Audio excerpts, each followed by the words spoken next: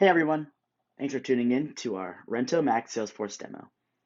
The system we created was developed over 2 sprints, and we're excited to show it to you. As you can see, we made RentoMax its own Salesforce application where we have neatly displayed all of the tabs. The first tab that I'm going to show you is the Properties tab. This view will list all of our properties and some relative information about them. I click this New button right here. I'm able to create a new property as long as I've got the relevant information for it.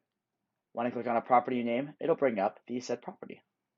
As you can see, there's some pieces of information here that are very relevant, including number of units, which is a metric that automatically updates whenever we attach units to it. Next up to show is the Units tab. In our system, properties are going to have units, and so we had to create a method to create these units and be able to assign them to the relative properties. This view shows all of our unit names, as well as some relative attributes about them. If I click this New button, I can attach a new unit to a related property, and I can search those properties up, and these are related to our Properties tab.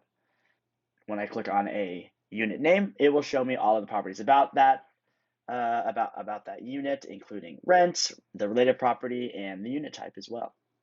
The next tab to show you is the Tenants tab. In our unit, tenants are able to rent units, and so we needed a view that would show tenants and their related units. This view shows all of our tenants, and at the click of a button, I'm able to add a new tenant. As you can see, this relevant rented unit piece of information will allow me to assign the tenant to a relevant unit that's there. When I click on a tenant name, it will show some related properties, including date of birth and as well as some pieces of contact information. Our fourth object that we had to implement into a RentoMax system was our maintenance request. This is probably the most in-depth portion of our system. In order to do this, we needed to get the cases object that's already pre-made in the Salesforce system and make record types out of them. In this case, they'd be the maintenance request, and those two records would be the electrical maintenance request and the plumbing maintenance request. This will make it easier to integrate into different parts of the system. One reason that this part of the project was the most in-depth portion was because that we had to account for different methods of recording these maintenance requests. The first type that we had to take into account were the phone requests. So if a tenant phoned in a maintenance request, we would need to find a way for them, for system managers and property managers to record that. In this view, when I hit the New button, I'm able to first pick what record type the request is under, and I'm able to attach a tenant to said maintenance request, attach a status to it, a medium, high, low priority. I'm able to list the case origin as phone, and I'm able to put the subject and description of the maintenance request. When I make this maintenance request, depending on the type of record type that it will send an email to the appropriate maintenance person. If it's an electrical request, of course, it's going to go to the electrical maintenance man. In order to create some type of convenience for our users as well, we wanted to create some kind of web-based form to submit maintenance requests as well. Our team came up with this HTML file that contains this form where users are able to put in the information about their maintenance request at their own convenience. And then when they submit that button, it'll automatically connect to our system and we'll put that maintenance request in. Let's say I wanted to look at a maintenance request in a little bit more detail.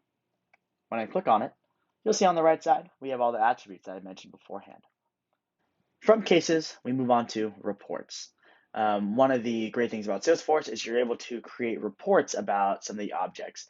It's able to track these metrics that you wouldn't necessarily be able to easily access from the object tabs themselves.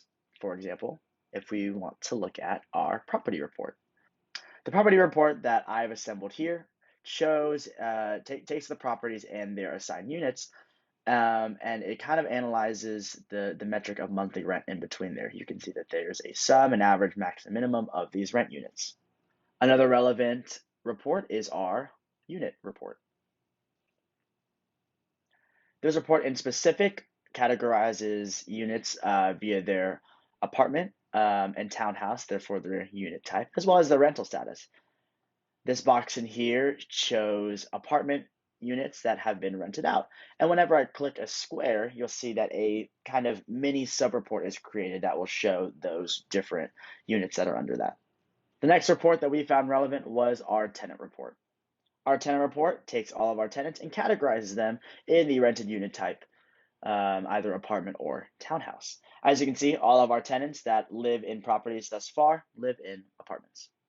And the final report that we found to be the most relevant is our cases report.